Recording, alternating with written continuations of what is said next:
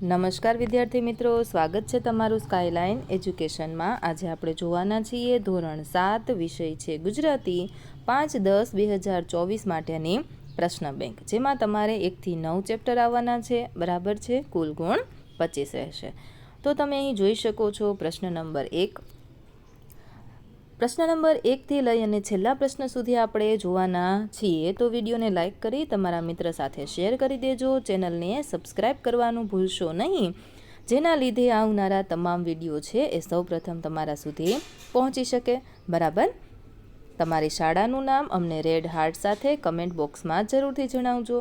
અને હા, આ પીડીએફ ડાઉનલોડ કરવી છે ને તો કમેન્ટ બોક્સમાં લખી આપો પીડીએફ, ત્યાં તમને પીડીએફ ડાઉનલોડ કરવા માટેની લિંક મળી રહેશે। જોઈએ આપણે પ્રશ્ન નંબર 1। નીચે આપેલ વિભાગમાંથી કોઈ પણ એક વિભાગ પસંદ કરી માગ્યા મુજબ લખો, જેના તમને 5 ગુણ મળશે, બરાબર। અહીં એક ચાર્ટ આપેલો છે, એની નીચે સવાલ આપેલા છે, બરાબર। જેટલા સવાલ સાચા પડશે, બરાબર, એટલા તમને ગુણ વધારે મળશે। તો આ વિડીયો ધ્યાનથી જોજો। તો અહીં તમે જોઈ શકો છો રાજ્યોમાં પ્રદૂષણની માત્રા આપેલી છે, બરાબર। અહીં રાજ્યના નામ છે અને અહીં માત્રાઓ 120 સુધી છે। તો પહેલો સવાલ જોઈએ આપણે, કયા રાજ્યની પ્રદૂષણની માત્રા 100 ppmથી નજીક છે? તો 100ની નજીક સૌથી પહેલાં કોણ આવશે? તો કે ખુદ દિલ્હી, બરાબર। તો પહેલામાં લખો દિલ્હી। બીજું, સૌથી વધુ અને સૌથી ઓછા પ્રદૂષણની માત્રા વચ્ચેનો તફાવત કેટલો છે? તો સૌથી વધારે છે દિલ્હીમાં, સૌથી ઓછું છે ગુજરાતમાં। તો 100 - 20 કરો તો કેટલો જવાબ આવશે? તો કે 80નો તફાવત છે। ત્રીજું, તમે ઉપરના પૈકી કયા રાજ્યમાં વસવાટ કરવાનું પસંદ કરશો? કેમ? તો આપણે લખવાનું, અમે ગુજરાત રાજ્યમાં વસવાટ કરવાનું પસંદ કરશું, કારણ કે ત્યાં પ્રદૂષણની માત્રા સૌથી ઓછી છે। ત્યાર પછી જોઈએ ચોથું, કયા રાજ્યમાં પ્રદૂષણની માત્રા વધારે છે? તો દિલ્હી। અને કયા રાજ્યમાં સૌથી ઓછી છે? તો ગુજરાત।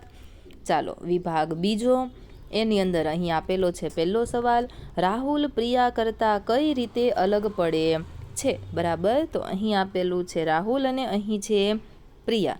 તો રાહુલ અને પ્રિયા છે એ ઊંચાઈની, વજનની, ઘરના સભ્યો તથા વાહન, બરાબર છે, બધી જ રીતે અલગ પડે છે, બરાબર। ત્યાર પછી કોષ્ટકમાં સૌથી મોટું કુટુંબ કોનું છે? તો આપણે જવાબમાં લખીશું સૌથી મોટું કુટુંબ। તો અહીં કેટલા છે? 6 સભ્યો જોવા મળે છે, ઓકે। ચાલો, તો એ કુટુંબ સૌથી મોટું છે કાવ્યાનું, કાવ્યાનું નહીં, રમેશનું, બરાબર। ચાલો ત્યાર પછીનો સવાલ જોઈશું આપણે, કોષ્ટક પૈકી કોના ઘરે ગાડી છે? તો પ્રિયાના ઘરે ગાડી છે। ત્યાર પછી કાવ્યા કરતાં પ્રિયાનું વજન કેટલું વધારે છે? બરાબર, તો 2 કિલો વધારે છે।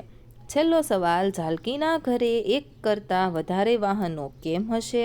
બરાબર, તો અહીં તમે જોઈ શકો છો જાનકીના ઘરે મમ્મી પપ્પા, દાદા અને એક મોટી બહેન છે, બરાબર।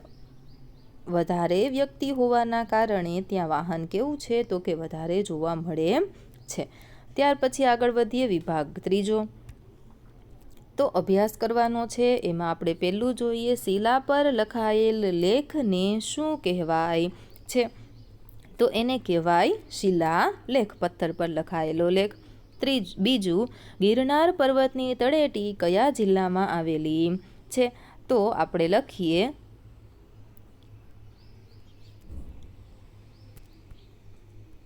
જૂનાગઢ, બરાબર। ત્યાર પછી શિલાલેખની ભાષા કઈ છે? કઈ ભાષામાં લખવામાં આવેલું છે? બરાબર, તો અહીં લખેલું છે પ્રાકૃત ભાષા। જેમ્સ પ્રિન્સેપ કોણ હતા? તો આપણે જવાબમાં લખીએ, આ શિલાલેખ ઉકેલનાર સૌપ્રથમ વ્યક્તિ જેમ્સ પ્રિન્સેપ હતા, બરાબર। એટલે આપણે લખી શકીએ શિલાલેખ ઉકેલનાર સૌપ્રથમ વ્યક્તિ હતા। અને પાંચમું, આ શિલાલેખમાંથી શીખવા જેવી કઈ બાબતો છે? તો આપેલા તો નિરાતે વાંચવાનું અને ત્યાર પછી આપણે લખીએ તો લોકોને હિંસાથી દૂર રહેવા, ઔષધીય વનસ્પતિનું વાવેતર કરવા તેમજ અરસપરસ સંપ કેળવવાનો આદેશ હતો, બરાબર। નૈતિક નિયમો આની અંદર ઘણા બધા આપેલા હતા. તો જે વિદ્યાર્થી મિત્રોને પ્રશ્ન નંબર 1નું સરસ મજાનું સોલ્યુશન થઈ ગયું હોય એ ફટાફટ પોતાની શાળાનું નામ રેડ હાર્ટ સાથે કમેન્ટમાં જરૂરથી લખે. ઓકે, ચાલો આગળ વધીશું આપણે. નીચેનામાંથી કોઈ પણ એક વિષય પસંદ કરી માગ્યા મુજબ લખો. તો અહીં છે 5 ગુણ તમને મળશે. તો પહેલું, નીચેની વિગત આધારિત સંવાદ લખો. તો બે બહેનપણીઓ ઘણા દિવસે એકબીજાને મળી છે, તો તેમની વચ્ચે કેવો સંવાદ થશે તેની નોંધ કરો. બરાબર છે. તો કોઈ પણ બે બહેનપણીના આપણે નામ લઈ લેવાના છે અને ત્યાર પછી સંવાદ લખવાનો છે.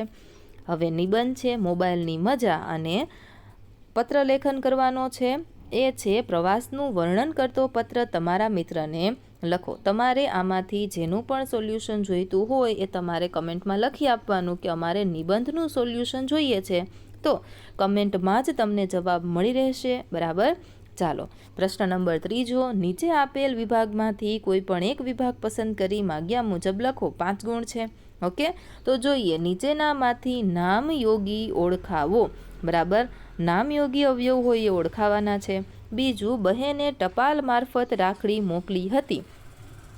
વાક્યમાંથી નામયોગી અવયવ છે એ ઓળખવાનો છે.